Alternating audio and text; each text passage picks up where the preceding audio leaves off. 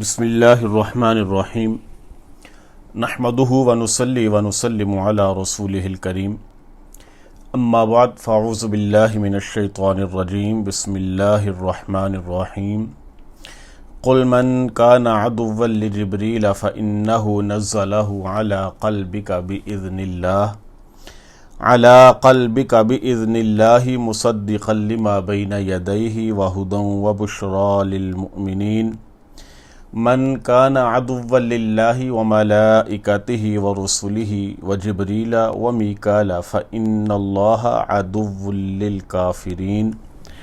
وَلَقَدْ أَنزَلْنَا إِلَيْكَ آيَاتٍ بَيِّنَاتٍ وَمَا يَكْفُرُ بِهَا إِلَّا الْفَاسِقُونَ صدق اللہ مولانا العظیم وبلغنا رسولہ النبی الکریم الامین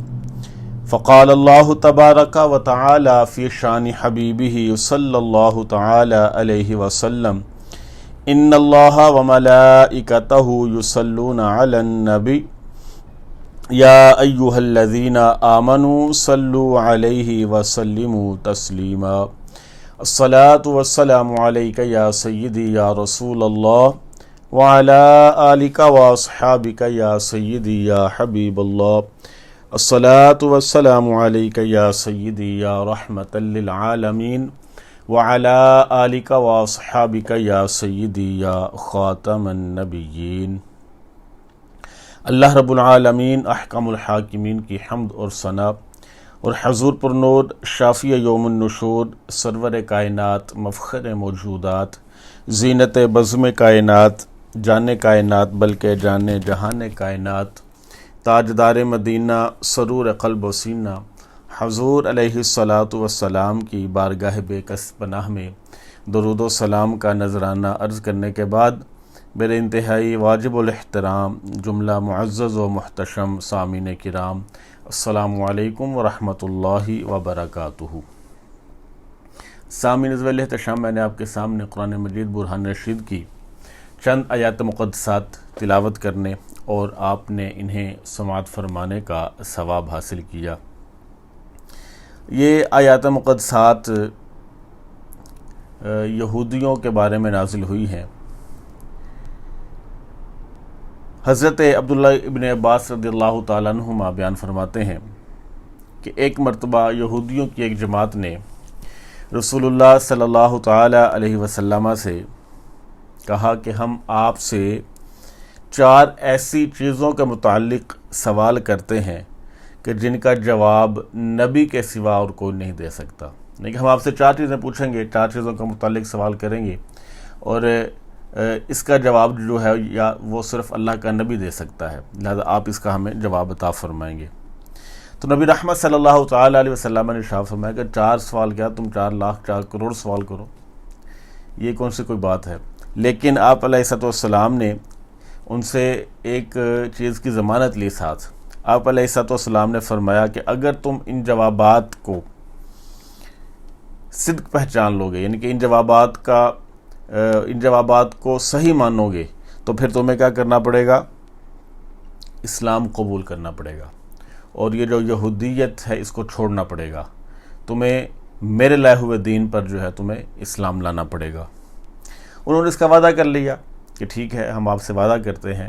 کہ جو آپ یہ فرما رہے ہیں ہم اس کے اوپر عمل کریں گے۔ آپ نے اگر ہمارے سوالات کے جوابات دے دیے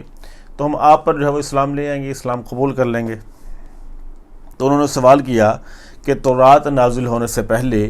حضرت یعقوب علیہ السلام نے کون سے کھانے کو اپنے اوپر حرام کیا تھا؟ یہ ان کا پہلا سوال تھا۔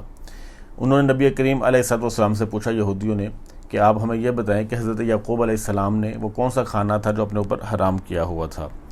تو آپ نے فرمایا کہ میں تم کو اس ذات کی قسم دیتا ہوں جس نے تورات کو نازل کیا ہے، کہ تم کو معلوم ہے کہ حضرت یعقوب علیہ السلام سخت بیمار ہو گئے، اور جب ان کی بیماری طول پکڑ گئی، ان کی بیماری لمبی ہو گئی، تو انہوں نے یہ نظر مانی کہ اگر اللہ تبارک و تعالیٰ نے مجھے اس بیماری سے صحت دی تو میں اپنا پسندیدہ طعام اور مشروب اپنے اوپر حرام کر لوں گا۔ یعنی کہ حضرت یعقوب علیہ السلام نے یہ نظر مانی کہ اگر اللہ تبارک و تعالیٰ نے مجھے صحت یاب کیا، مجھے صحت عطا فرمائی، تو میں اپنا پسندیدہ کھانا اور جو میرا پسندیدہ مشروب ہے اس کو میں اپنے اوپر حرام کر لوں گا۔ اور ان کا پسندیدہ طعام اونٹ کا گوشت تھا، کہ حضرت یعقوب علیہ السلام کو جو سب سے زیادہ کھانا پسند تھا وہ اونٹ کا گوشت تھا۔ یہ ان کا پہلا سوال یہودیوں کا جو انہوں نے نبی کریم علیہ السلام سے کیا کہ حضرت یعقوب علیہ السلام کا پسندیدہ کھانا کیا تھا، تو آپ علیہ السلام نے فرمایا کہ اونٹ کا گوشت ان کو جو ہے وہ بہت پسند تھا۔ اور ایک قول کے مطابق یہ ہے کہ ابو جعفر نے کہا کہ میرا گمان ہے کہ ان کا پسندیدہ جو مشروب ہے وہ اونٹ کا دودھ تھا، یعنی کہ پسندیدہ کھانا اونٹ کا گوشت اور پسندیدہ مشروب ان کا اونٹنی کا دودھ جو ہے وہ ان کو بہت پسند تھا۔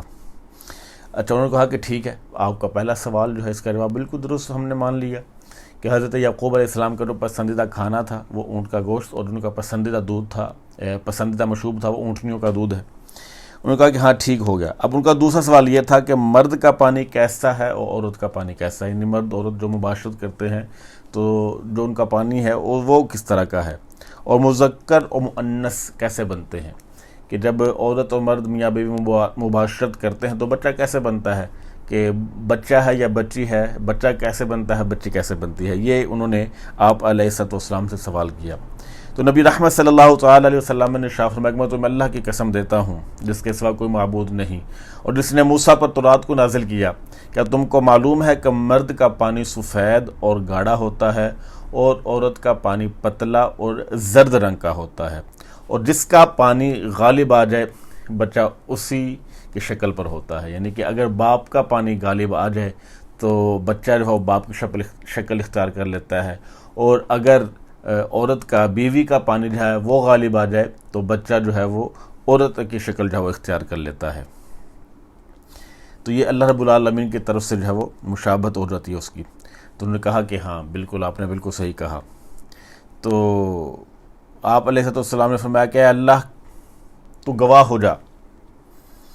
اب ان کا تیسرا سوال تھا، پہلا سوال اس کا بھی جواب دے دیا، دوسرے سوال کا بھی جواب دے دیا، تو آپ علیہ السلام اللہ کی بارگاہ میں عرض گزار ہوئے کہ یا باری تعالیٰ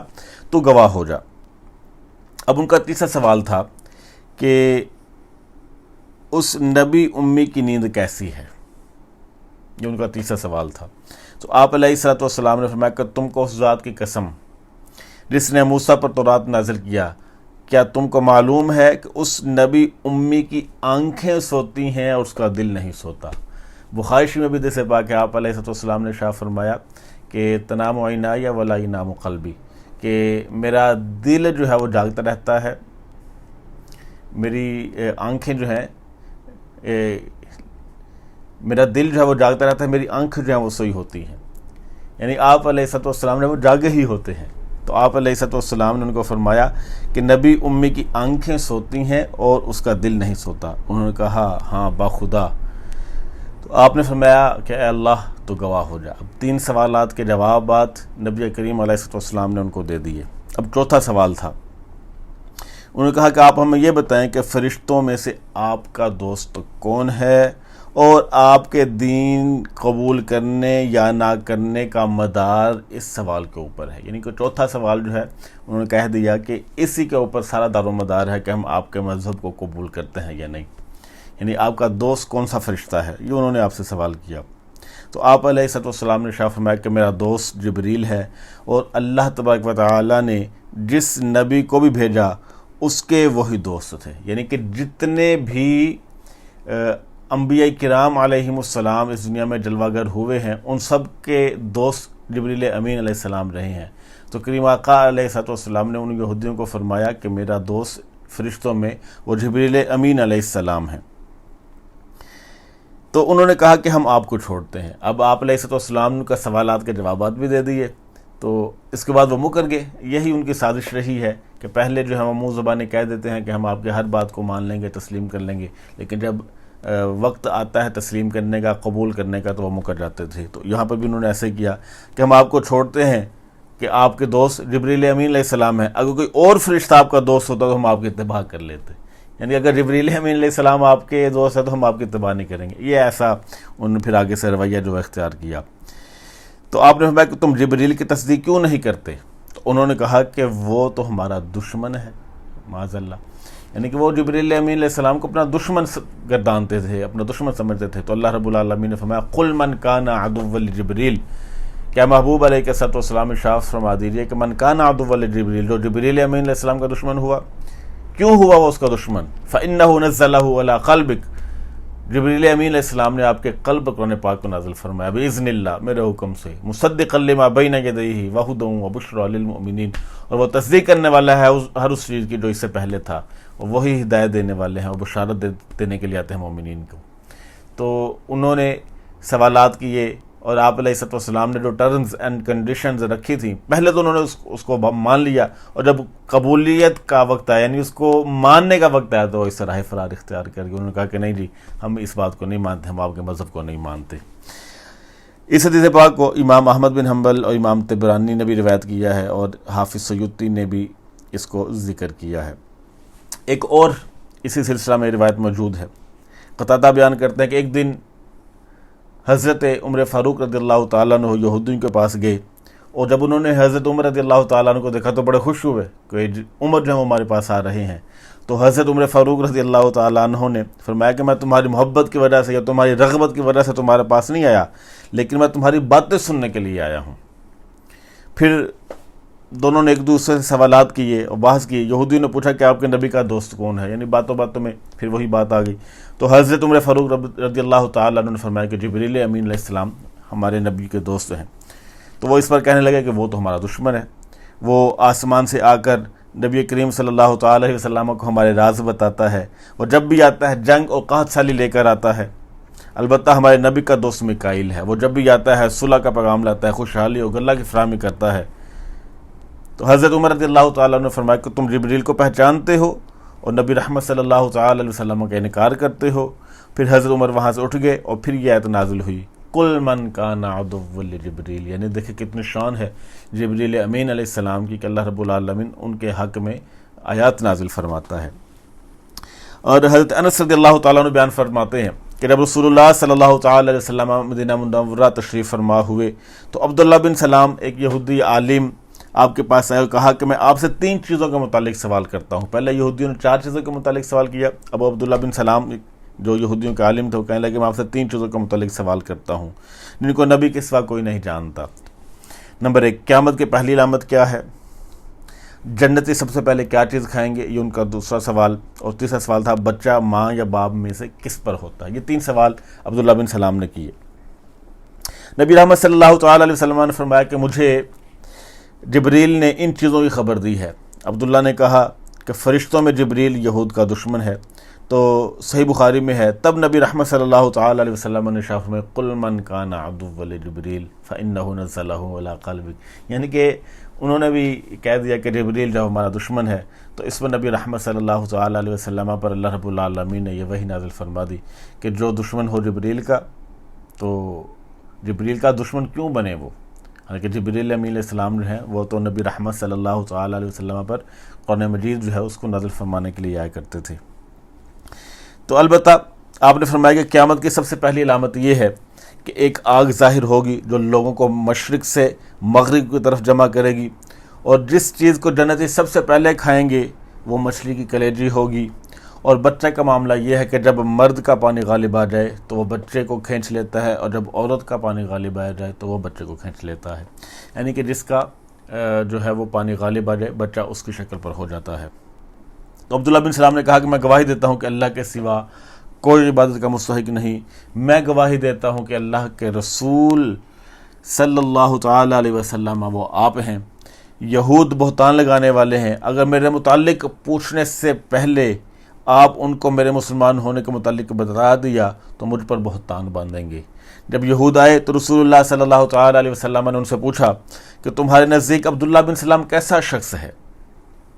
تو انہوں نے کہا کہ وہ ہم میں سب سے اچھا ہے اور اس کا باپ بھی سب سے اچھا ہے. تو آپ علیہ الصلاۃ والسلام نے ارشاد فرمایا یہ بتاؤ اگر عبداللہ بن سلام اسلام لے آئے تو پھر کیا ہے؟ تو انہوں نے کہا کہ اللہ اس کو اسلام سے اپنی پناہ میں رکھے تب حضرت عبداللہ بن سلام رضی اللہ تعالیٰ عنہ نے آگے کہا اشہد اللہ الہ الا اللہ وان محمدً عبدہ ورسولہ یا وان محمد رسول اللہ، کہ میں گواہی دیتا ہوں کہ اللہ کے سوا کوئی معبود نہیں اور محمد عربی صلی اللہ تعالی علیہ وسلم اللہ کے بندے اس کے رسول ہیں۔ وہ کہنے لگے یہ ہم سے سب سے برا آدمی ہے، پہلے جب اسلام قبول نہیں کیا تھا تو سب سے اچھا تھا، لیکن جیسے اسلام قبول کر لیا تو یہودی کہنے لگے یہ سب سے برا شخص بن گیا اور اس کا باپ بھی سب سے برا ہے، اور ان کی مذمت کی۔ حضرت عبداللہ رضی اللہ تعالیٰ عنہ، عبداللہ بن سلام رضی اللہ تعالیٰ عنہ نے کہا کہ یا رسول اللہ صلی اللہ تعالیٰ علیہ وسلم مجھے اسی بات کا خوف تھا، یعنی کہ یہودی جو اپنی سازشیں کرتے رہتے ہیں، جو بھی اسلام کے خلاف کرے تو اس کا وہ دوست بن جاتے ہیں، اور جو اسلام کے حق میں کوئی کام کرے تو وہ اس کے جو ہے دشمن بن جاتے ہیں۔ آج بھی آپ دیکھ لیں کہ اگر کوئی شخص اسلام کے حق میں کوئی آواز بلند کرتا ہے تو یہ یہودی جو ہیں وہ اس کے خلاف ہو جاتے ہیں، اور اگر کوئی شخص اسلام کے خلاف چلے تو یہ اس کو سپورٹ کرنے کے لیے آ جاتے ہیں۔ یہ شروع سے ان کی عادت ہے۔ اب جبریل کو دشمن جنہوں نے کہا، اللہ رب العالمین نے ان کو جواب بھی دیا۔ ان آیات کی تفسیر یہ ہے کہ اے نبی ان سے کہیے کہ جو شخص جبریل کا دشمن ہوگا وہ اللہ کی وحی کا دشمن ہوگا، کیونکہ تورات اور قرآن دونوں وحی کے ذریعے نازل ہوئے ہیں، اور قرآن مجید، تورات، زبور اور انجیل، قرآن مجید جو ہے یہ تورات، زبور اور انجیل ان کا مصدق ہے، ان کی تصدیق کرنے والا ہے، اور یہ تمام آسمانی کتابیں اللہ رب العالمین کی توحید، عبادات اور اخلاق حسنہ کی دعوت دیتی ہیں، اور یہی گمراہی سے ہدایت دیتی ہیں، اور ان پر عمل کرنے والوں کو جنت کی بشارت ملتی ہے۔ پھر اللہ تبارک و تعالیٰ نے اس کی تاکید کے لیے فرمایا کہ جو شخص جبریل کا دشمن ہوگا وہ اللہ کا دشمن ہوگا۔ کیوں کہ جبریل امین علیہ السلام کو اللہ تبارک و تعالیٰ بھیجتا تھا، اور جو جبریل کا دشمن ہوگا اللہ رب العالمین اس کا دشمن ہوگا، وہ سارے فرشتوں کا دشمن ہوگا، کیونکہ سارے فرشتے جبریل کے موافق ہیں، اور جو جبریل کا دشمن ہوگا وہ سب رسولوں کا دشمن ہوگا۔ کیوں؟ کیونکہ جبریل تمام رسولوں کا ولی ہے اور مؤید ہے، اور جو شخص جبریل امین علیہ السلام کا دشمن ہوگا وہ میکائیل کا بھی دوست نہیں ہو سکتا، وہ میکائیل کا بھی دشمن ہوگا۔ تو کیونکہ دونوں ایک دوسرے کے موافق ہیں، دونوں رسول ملائکہ ہیں اور دونوں مقرب فرشتے ہیں، اور سنو جو ان کا دشمن ہوگا وہ اللہ رب العالمین فرماتا ہے کہ اللہ رب العالمین ایسے کافروں کا دشمن ہے، یعنی کہ جو رسولوں کو نہیں مانتا اللہ رب العالمین اس کو مسلمان ہی متصور نہیں فرماتا، اللہ رب العالمین اس کو کافر تصور کرتا ہے۔ آگے اللہ رب العالمین نے ارشاد فرمایا کہ بے شک اے رسول ہم نے آپ کی طرف واضح آیات نازل کی ہیں، وَلَقَدْ أَنزَلْنَا إِلَيْكَ آيَاتٍ بَيِّنَاتٍ وَمَا يَكْفُرُ بِهَا إِلَّا الْفَاسِقُونَ، کہ ہم نے آپ کی طرف واضح آیات نازل فرمائی ہیں اور جو ان کا انکار کرے گا وہ فاسق ہے، وَمَا يَكْفُرُ بِهَا إِلَّا الْفَاسِقُونَ، اور صرف فاسق ہی اس کا انکار کرتے ہیں۔ حضرت عبداللہ بن عباس رضی اللہ تعالیٰ عنہ بیان کرتے ہیں کہ ایک یہودی عالم جس کا نام ابن سوریہ القطیونی ہے، رسول اللہ صلی اللہ تعالیٰ علیہ وسلم سے اس نے کہا کہ محمد آپ ایسی کوئی چیز لے کر نہیں ہے کہ جس کو ہم جانتے پہچانتے ہوں، اور اللہ تعالیٰ نے آپ پر کوئی واضح آیات جو ہے وہ نازل فرمائی ہوں تاکہ ہم آپ کی اتباع کریں؟ تو تب اللہ رب العالمین نے یہ آیت نازل فرمائی کہ وَلَقَدْ أَنزَلْنَا إِلَيْكَ آيَاتٍ بَيِّنَاتٍ، کہ اے محبوب صلی اللہ تعالیٰ علیہ وسلم ہم نے تو آپ کی طرف واضح آیات نازل فرمائی ہیں، اور جو فاسق ہیں وہ اس کا انکار کرتے ہیں۔